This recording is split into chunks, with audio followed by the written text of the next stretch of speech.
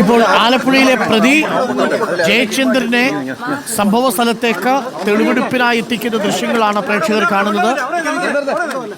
അമ്പലപ്പുഴയിൽ കൊലപാതകം നടത്തിയ പ്രതി ജയചന്ദ്രൻ കാര്യങ്ങൾ വിശദീകരിക്കും പോലീസിനോട്.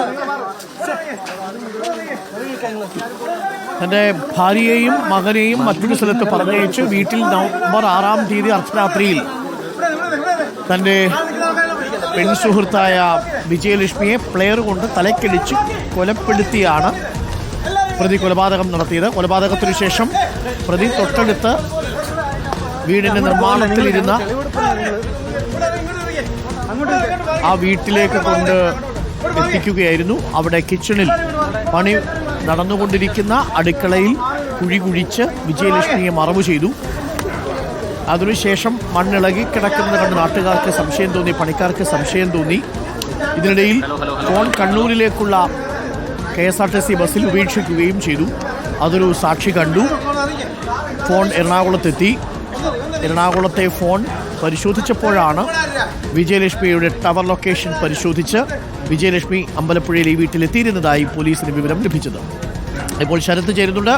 ശരത്ത്, ഇപ്പോൾ പ്രതിയെ തെളിവെടുപ്പിനായി കൊണ്ട് എത്തിച്ചിരിക്കുകയാണ് എന്നാണ് ഞാൻ മനസ്സിലാക്കുന്നത്. വീട്ടിൽ എവിടെയാണ് കൊലപാതകം നടത്തിയത്? ഈ പ്ലെയർ അടക്കമുള്ളവ കണ്ടെടുക്കേണ്ടതുണ്ട്. കുഴിച്ചിടാൻ ഉപയോഗിച്ച സാധനങ്ങൾ കണ്ടെടുക്കേണ്ടതുണ്ട്. ഇതടക്കം ഇനി തെളിവെടുപ്പ് നടക്കുമല്ലേ? അരുൺകുമാർ, നിലവിൽ തെളിവെടുപ്പിന്റെ നടപടിയുടെ ഭാഗമായിട്ട് ഇപ്പോൾ ജയചന്ദ്രനെയും ഇവിടെ വീട്ടിലേക്ക് എത്തിച്ചിരിക്കുകയാണ്. ജയചന്ദ്രന്റെ വീട്ടിലേക്കാണ് ഇപ്പോൾ അന്വേഷണ സംഘം ജയചന്ദ്രനുമായി കടന്നിരിക്കുന്നത്. വീട്ടിൽ നേരത്തെ ഭാര്യ ഉണ്ടായിരുന്നു. ഇവിടെ എത്തിച്ച് ഏത് രീതിയിലാണ് ഈ കൊലപാതകത്തിന്റെ തുടക്കം, അതായത് 6-ാം തീയതിയാണ് ജയചന്ദ്രൻ വിജയലക്ഷ്മിയായി ഈ വീട്ടിലെത്തിയത് എന്നുള്ളതാണ്. ആ ദിവസം എങ്ങനെയാണ് ഈ കൊലപാതകം നടത്തിയത്, ഇത്തരത്തിൽ പ്ലെയർ കൊണ്ട് തലക്കടിച്ചാണ് കൊലപ്പെടുത്തിയതെന്ന് കണ്ടെത്തി വ്യക്തമായിട്ടുണ്ട്. പക്ഷേ എന്നിരുന്നാലും അക്കാര്യങ്ങൾ ഉൾപ്പെടെ ഇപ്പോൾ വീട്ടിലെത്തിച്ച ശേഷം തെളിവെടുപ്പിന്റെ ഭാഗമായി ഈ പ്രതി വിശദീകരിക്കും. എന്തായാലും തെളിവെടുപ്പ് നടപടികൾ പുരോഗമിക്കുകയാണ്. അന്വേഷണ ഉദ്യോഗസ്ഥർ ഉൾപ്പെടെയുള്ള പോലീസ് സംഘം ഇവിടെ എത്തിയിട്ടുണ്ട്. നാട്ടുകാരുടെയും വലിയൊരു കൂട്ടത്തിൽ നമുക്ക് കാണാൻ സാധിക്കും. സംഭവം അറിഞ്ഞുടൻ തന്നെ നാട്ടുകാർ ഉൾപ്പെടെ ഇവിടെ തടിച്ചുകൂടിയിരുന്നു.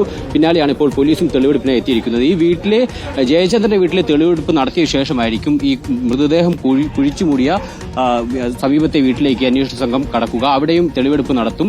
ഏത് രീതിയിലാണ് ഈ മൃതദേഹം കുഴിച്ചുമൂടിയത്, ഏത് സമയത്താണെന്ന് ഉൾപ്പെടെയുള്ള കാര്യങ്ങൾ ഇപ്പോൾ ജയചന്ദ്രൻ അന്വേഷണ സംഘത്തിന് മുൻപിൽ വിശദീകരിക്കും. ഇവിടെ നിന്നാണ് പിന്നീട് മൊബൈൽ ഫോൺ എറണാകുളത്തേക്ക് കൊണ്ടുപോകുന്നതും ഈ രീതിയിൽ ആന്വേഷണ സംഘത്തിന് ശ്രദ്ധ തിരിക്കാൻ വേണ്ടി മൊബൈൽ ഫോൺ KSRTC ബസ്സിൽ ഉപേക്ഷിക്കുകയും ചെയ്തിട്ടുള്ളത്.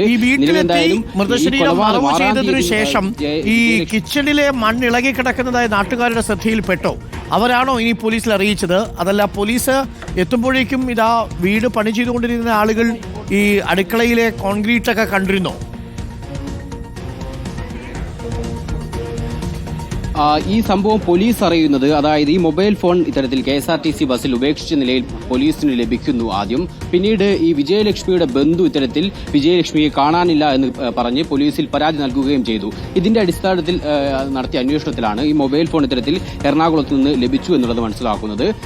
ശേഷം ഇത്തരത്തിൽ ജയചന്ദ്രൻ അവിടെ എത്തുകയും മൊബൈൽ ഫോൺ ഉപേക്ഷിച്ച ഉൾപ്പെടെയുള്ള കാര്യങ്ങൾ അന്വേഷണ സംഘം കണ്ടെത്തുകയും ചെയ്തു. അത് കേന്ദ്രീകരിച്ച് നടത്തിയ അന്വേഷണത്തിലാണ് ഈ രീതിയിൽ ജയചന്ദ്രൻ ഇത്തരത്തിൽ വിജയലക്ഷ്മിയെ കൊലപ്പെടുത്തി എന്നുള്ളത് അന്വേഷണ സംഘത്തിന് വ്യക്തമായത്.